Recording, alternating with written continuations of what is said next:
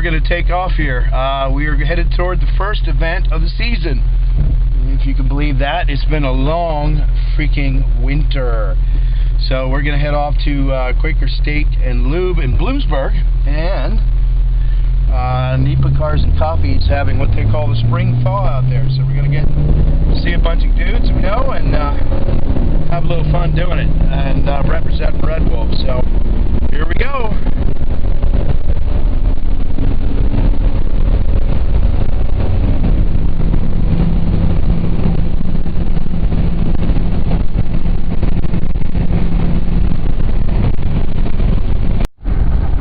I probably should have left a little earlier. I'm going to be on time, but traffic is so gay today in Lewisburg. So I'm just going to have to wait it out, and we'll get there.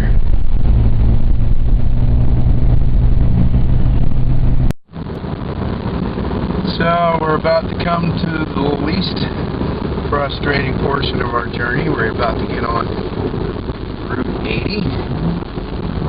Heading out to Bloomsburg. And I can't wait. I'm not a big traffic guy. I hate it, as a matter of fact. So we'll get on here, put the hammer down, so people let us in front.